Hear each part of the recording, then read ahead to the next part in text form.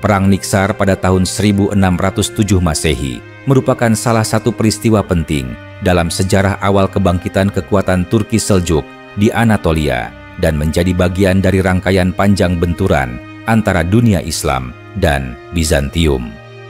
Menurut sejarawan Muslim klasik, perang ini tidak hanya dianggap sebagai konflik militer semata, tetapi juga sebagai bagian dari rencana ilahi untuk membuka jalan bagi tegaknya Islam di tanah-tanah Romawi Timur. Dalam catatan para ahli sejarah Islam seperti Ibn al-Athir, Al-Husaini, dan para penulis sejarah Seljukiyah lainnya, peristiwa ini menandai salah satu momentum penting yang mengawali masuknya kekuasaan Muslim ke jantung Anatolia yang sebelumnya menjadi wilayah dominasi Kekaisaran Bizantium selama berabad-abad. Niksar pada masa itu merupakan sebuah kota penting yang terletak di wilayah utara Anatolia, tidak jauh dari dataran tinggi Pontus. Kota ini dikenal sebagai benteng strategis Bizantium yang menjadi penghubung antara wilayah pesisir Laut Hitam dengan kawasan pedalaman.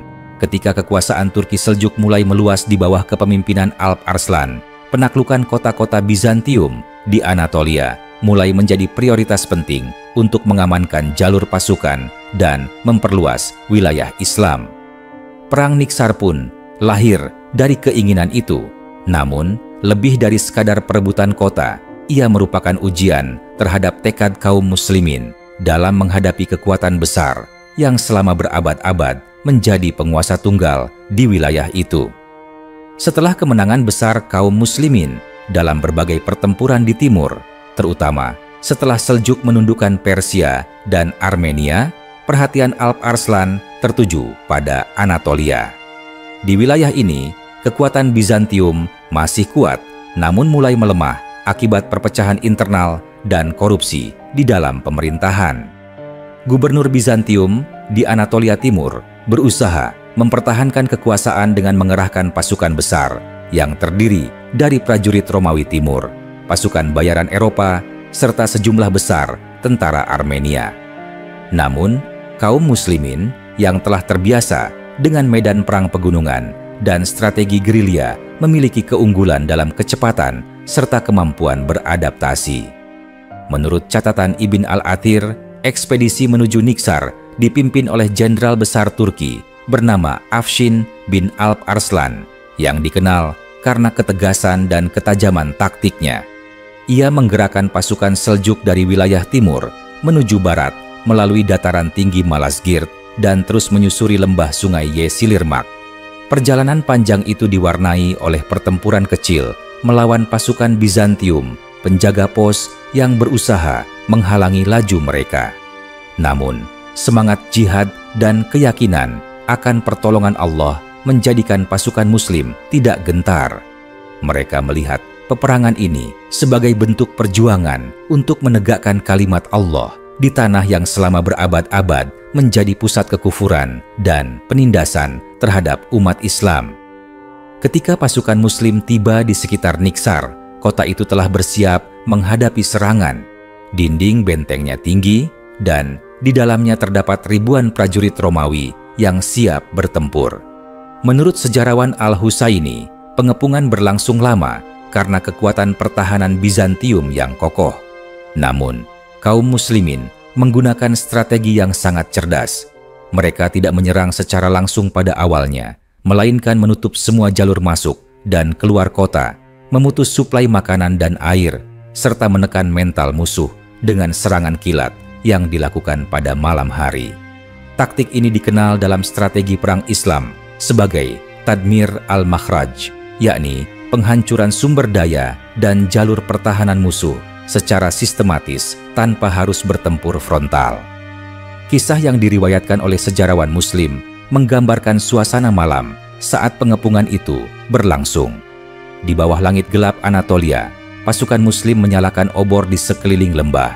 Suara takbir menggema di antara pegunungan, dan gemuruh kuda-kuda mereka menebar ketakutan di hati pasukan Bizantium. Para prajurit Romawi yang terperangkap dalam benteng mulai kehabisan makanan dan kehilangan semangat juang. Mereka melihat cahaya obor dari segala arah seolah lautan api yang mengepung kota. Pada akhirnya, pasukan Bizantium mencoba keluar dengan serangan mendadak, tetapi serangan itu justru menjadi awal kehancuran mereka. Dalam pertempuran terbuka di dataran sekitar Niksar, Afshin memimpin barisan utama dan mengatur pasukannya dalam formasi bulan sabit. Strategi ini memungkinkan pasukan tengah berpura-pura mundur, sementara sayap kanan dan kiri menutup dari dua arah untuk menjebak musuh. Ketika pasukan Romawi maju dengan keyakinan akan kemenangan, barisan Muslim tiba-tiba berbalik menyerang dan mengepung mereka dari segala arah.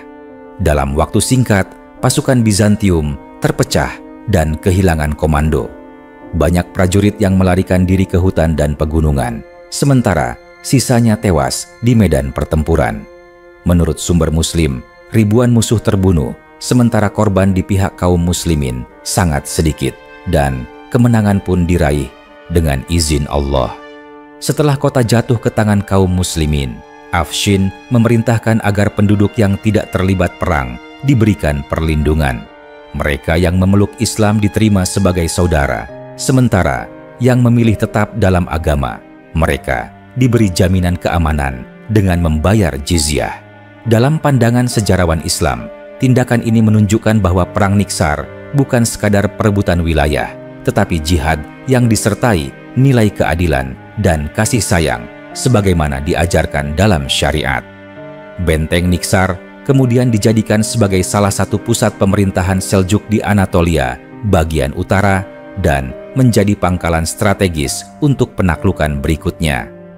Kemenangan di Niksar membawa dampak besar bagi keseimbangan kekuatan di Anatolia. Ia membuka jalan bagi serangkaian ekspedisi militer Seljuk yang semakin menekan kekuasaan Bizantium. Kota-kota seperti Sivas, Amasya, dan Tokat mulai jatuh satu persatu, hingga akhirnya beberapa tahun kemudian puncak kemenangan besar itu tercapai dalam Perang Malazgirt tahun 1701. Dengan demikian, Perang Niksar dianggap sebagai pendahulu dan penanda zaman baru dalam sejarah Islam di Anatolia. Banyak sejarawan Muslim memandang kemenangan di Niksar sebagai bukti pertolongan ilahi bagi kaum beriman yang berjuang di jalan Allah meski jumlah mereka jauh lebih sedikit dari musuh. Selain itu, perang ini juga memperlihatkan keunggulan sistem militer Seljuk yang terorganisasi dan efisien. Mereka mengandalkan pasukan berkuda ringan yang sangat cepat dalam bergerak dan mampu menyerang mendadak, lalu menghilang sebelum musuh sempat membalas. Tak hanya itu, keberhasilan diplomasi Seljuk dengan beberapa suku Turki Oghuz di sekitar Anatolia turut memperkuat pasukan mereka. Menurut Al-Bundari, salah seorang penulis sejarah masa dinasti Ayyubiyah, kemenangan ini menjadi sebab banyak suku Turki yang sebelumnya hidup berpindah-pindah akhirnya memilih menetap di Anatolia dan membentuk cikal bakal masyarakat Turki Muslim yang kelak menurunkan dinasti-dinasti besar seperti Danishmendiyah dan Rum Seljuk. Perang Niksar juga meninggalkan kesan mendalam bagi Bizantium. Kekalahan itu mengguncang moral pasukan Romawi Timur dan memperlihatkan rapuhnya sistem pertahanan mereka di kawasan timur.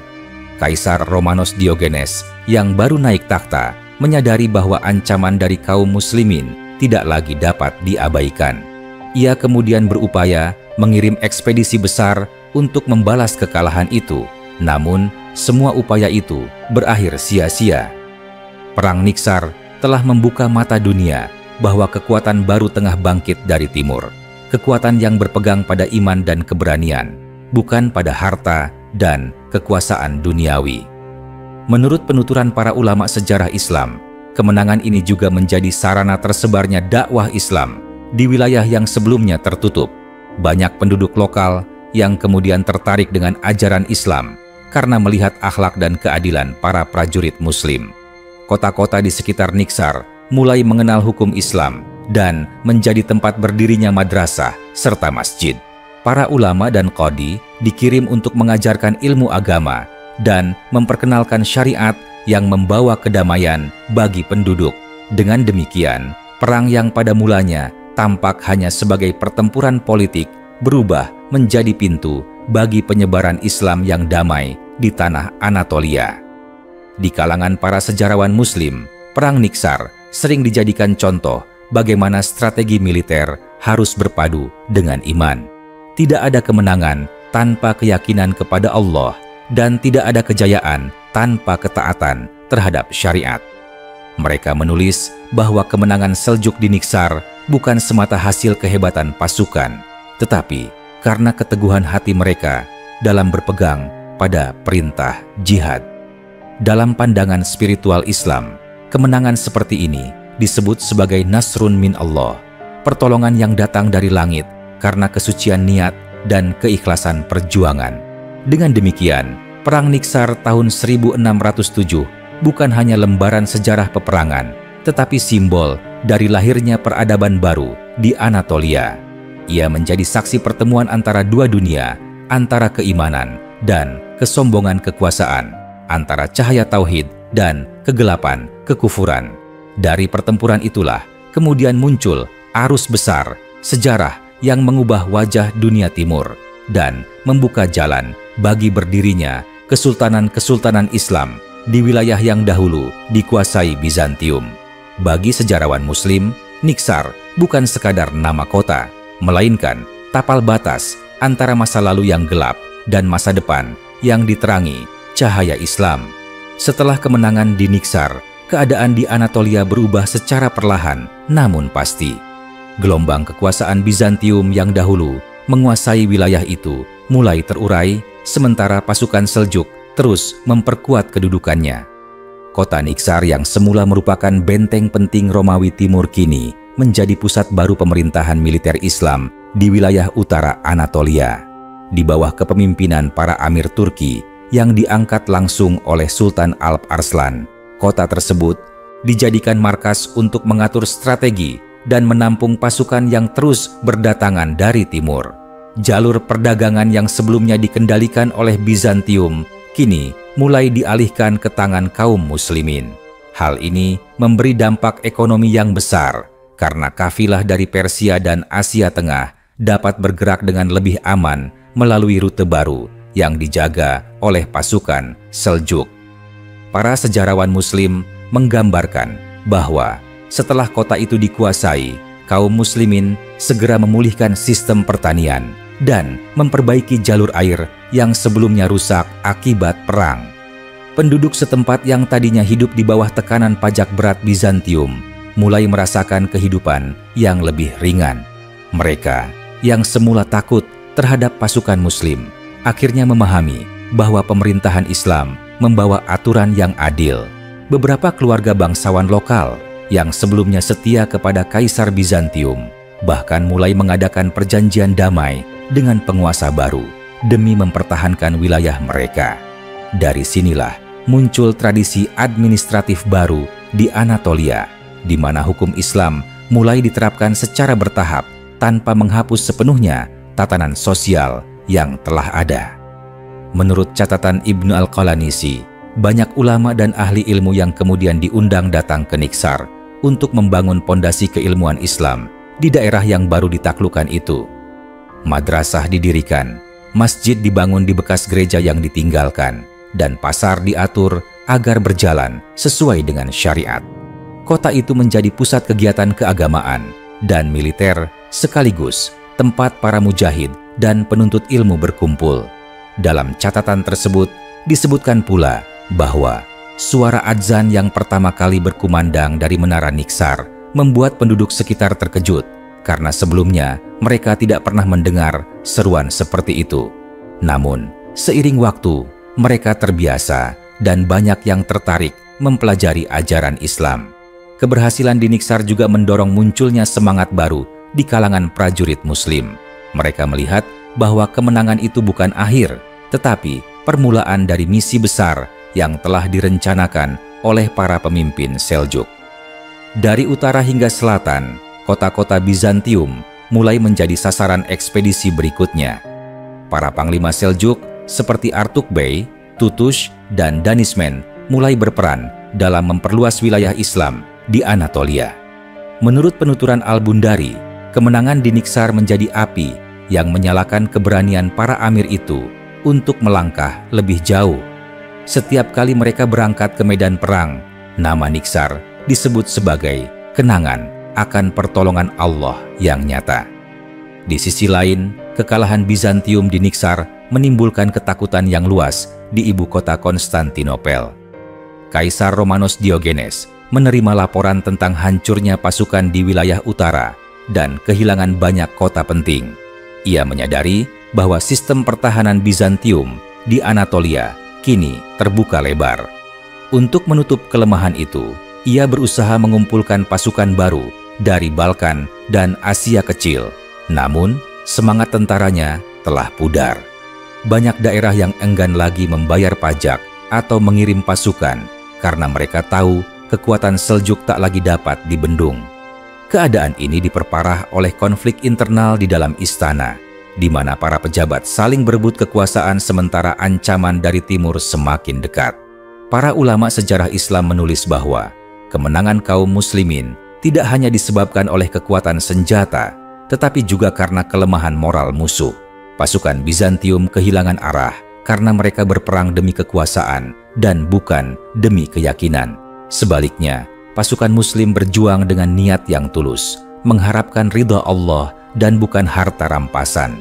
Perbedaan niat inilah yang menurut para ulama menjadi sebab utama mengapa pasukan yang lebih kecil dapat menundukkan kekuatan besar.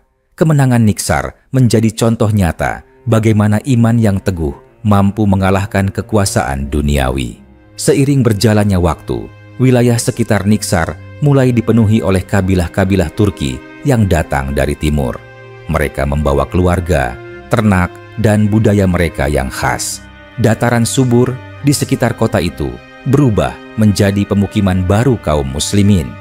Perlahan, identitas wilayah itu bergeser dari kawasan Romawi menjadi wilayah Islam yang makmur. Bahasa Arab dan Turki mulai digunakan dalam perdagangan, sementara hukum Islam diterapkan dalam urusan masyarakat. Para sejarawan Muslim menulis bahwa Niksar menjadi cikal bakal lahirnya kehidupan sosial baru di Anatolia, di mana nilai keadilan dan tauhid menjadi dasar kehidupan masyarakat. Dalam tradisi Islam, kemenangan seperti ini dianggap sebagai tanda kebangkitan ummah. Para khatib dan ulama menjadikan peristiwa itu sebagai bahan khutbah dan pelajaran bagi generasi muda. Mereka mengajarkan bahwa setiap kemenangan sejati datang dari kesabaran, disiplin, dan ketakwaan. Banyak penulis sejarah Islam kemudian menulis kisah perang Niksar bukan hanya untuk mencatat fakta, tetapi untuk menghidupkan semangat jihad dan menunjukkan bagaimana Allah menolong hamba-hamba yang beriman. Dalam pandangan mereka, perang itu menjadi pelajaran bahwa kekuatan sejati bukan pada jumlah atau senjata, tetapi pada hati yang yakin terhadap janji Allah. Dari sisi politik, kemenangan itu juga memperkuat kedudukan Sultan Alp Arslan di mata dunia Islam. Ia tidak hanya dikenal sebagai penguasa Persia dan Khurasan, tetapi juga sebagai pelindung umat Islam di wilayah Romawi Timur. Banyak surat ucapan selamat datang dari para penguasa Muslim lainnya, termasuk dari para Khalifah Abbasiyah di Baghdad yang memuji keberaniannya. Dalam pandangan politik Islam masa itu, Perang Niksar dianggap sebagai pembuka jalan bagi penyatuan umat di bawah Panji Seljuk. Dari peristiwa itu, lahirlah keyakinan bahwa kekuasaan Islam akan terus meluas hingga mencapai batas barat Eropa. Sejarawan Muslim juga mencatat bahwa setelah perang, para panglima Seljuk tidak serta-merta menghancurkan semua peninggalan Bizantium. Mereka menjaga sebagian besar infrastruktur dan menggunakan kembali benteng serta jembatan untuk keperluan militer. Hal ini menunjukkan bahwa Seljuk bukan bangsa perusak, melainkan pembangun. Mereka menaklukkan untuk menegakkan keadilan dan menciptakan kestabilan, bukan untuk membalas dendam. Banyak insinyur dan arsitek Bizantium bahkan tetap bekerja di bawah pemerintahan Seljuk, membantu membangun kota-kota baru dengan pengawasan para amir Muslim. Dalam catatan Al-Husaini, beberapa tahun setelah kemenangan itu, banyak peristiwa luar biasa terjadi di sekitar Niksar. daerah yang dulunya sering dilanda perang berubah menjadi kawasan perdagangan dan ilmu. Para pedagang dari Damaskus, Baghdad, dan Bukhara mulai datang membawa barang dagangan mereka. Ulama dari Khurasan dan Nishapur datang mengajar dan mendirikan madrasah. Kota itu menjadi tempat pertemuan para pemikir dan pejuang, di mana semangat keilmuan berjalan seiring dengan semangat jihad. Tidak sedikit generasi muda yang kelak menjadi pemimpin besar belajar di kota itu dan terinspirasi oleh semangat Perang Niksar. Dalam pandangan para ahli sejarah Islam, peristiwa itu juga memiliki makna simbolis. Ia menggambarkan peralihan zaman dari masa kekuasaan Romawi yang materialistik menuju masa peradaban Islam yang berpusat pada tauhid. Niksar menjadi titik pertemuan antara dunia lama dan dunia baru, antara kekuasaan yang berlandaskan kesombongan dan kekuasaan yang berpijak pada iman. Sejarah mencatat bahwa dari sinilah muncul aliran kebudayaan baru di Anatolia yang kemudian melahirkan tradisi keilmuan, kesenian, dan pemerintahan Islam yang matang. Dengan demikian, kelanjutan dari Perang Niksar bukan sekadar kelanjutan dari kemenangan militer, tetapi permulaan dari peradaban baru. Ia menandai kebangkitan masyarakat Islam yang kuat dalam iman, maju dalam ilmu, dan berani dalam mempertahankan kebenaran. Para sejarawan Muslim menulis bahwa selama nama Niksar diingat, maka akan selalu teringat pula kisah para pejuang yang dengan tekad dan keikhlasan menegakkan kalimat Allah di bumi yang asing bagi mereka, hingga tanah itu menjadi saksi lahirnya babak baru dalam sejarah Islam di Anatolia. Setelah masa kemenangan di Niksar berlalu beberapa tahun, pengaruh politik dan militer dari kemenangan tersebut mulai terasa di seluruh kawasan Anatolia Tengah.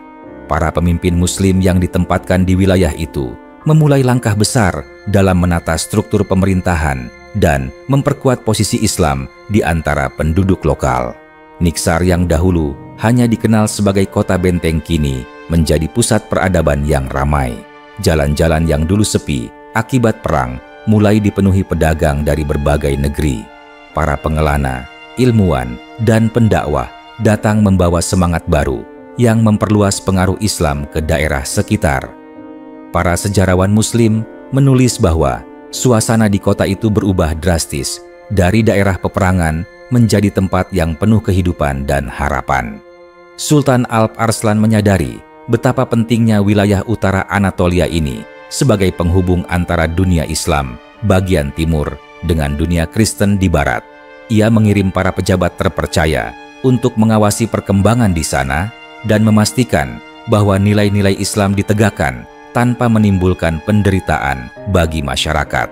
Salah seorang panglimanya yang dikenal dengan nama Amir Ibrahim bin Artuk ditugaskan menjaga perbatasan agar Bizantium tidak dapat merebut kembali kota-kota yang sudah jatuh.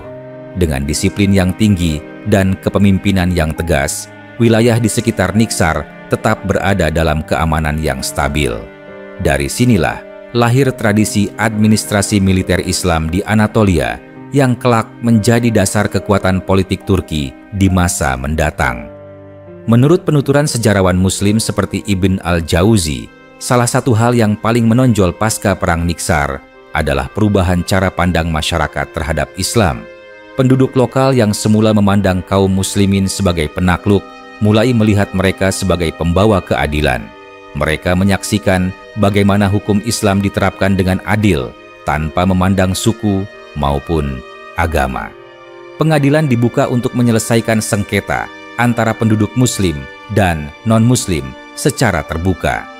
Hal ini menumbuhkan rasa percaya dan membuat banyak di antara mereka dengan sukarela memeluk Islam karena tertarik pada keindahan ajarannya. Proses dakwah yang berjalan damai dan tanpa paksaan ini menjadi dasar perubahan sosial besar di kawasan tersebut. Dari sisi militer, kemenangan di Niksar memberi Seljuk posisi yang kuat untuk memantau gerak musuh di barat. Benteng-benteng kecil didirikan di sepanjang lembah dan pegunungan untuk menjaga jalur perdagangan serta mencegah serangan mendadak. Pasukan berkuda ringan ditempatkan di pos-pos pengintai yang tersebar di dataran tinggi Pontus. Mereka berfungsi sebagai penjaga dan utusan yang membawa berita dari satu kota ke kota lain. Kesiapan sistem pertahanan ini menjadi contoh bagi banyak kerajaan Muslim di kemudian hari, karena menunjukkan betapa pentingnya penguasaan wilayah, bukan hanya melalui perang, tetapi juga melalui pengawasan dan pengelolaan yang berkelanjutan. Kehidupan ilmiah di Niksar mulai tumbuh pesat setelah para ulama besar datang dari berbagai negeri. Dikisahkan oleh Al-Husaini bahwa pada masa itu banyak madrasah yang berdiri dan menjadi tempat belajar bagi anak-anak dari berbagai lapisan masyarakat. Ilmu fikih, tafsir, hadis, dan bahasa Arab diajarkan di samping ilmu perang dan administrasi. Generasi muda yang tumbuh di bawah pemerintahan Seljuk ini kemudian menjadi pemimpin baru yang menyebarkan Islam ke wilayah yang lebih luas lagi. Mereka dikenal bukan hanya karena keberaniannya, tetapi juga karena ketajaman ilmunya. Hal ini menunjukkan bahwa kemenangan militer Seljuk diikuti pula dengan kebangkitan intelektual yang menjadi ciri khas peradaban Islam. Kisah yang sering disebut oleh sejarawan Muslim menggambarkan bagaimana pasukan Muslim tidak hanya menguasai kota dengan pedang, tetapi juga dengan pena. Setelah perang berakhir, dibentuk lembaga khusus yang mencatat semua peristiwa penting dan mengarsipkan dokumen perjanjian antara kaum muslimin dan penduduk setempat. Dari catatan ini, para ahli sejarah kemudian memperoleh banyak informasi mengenai cara pemerintahan Seljuk yang efisien dan penuh kebijaksanaan.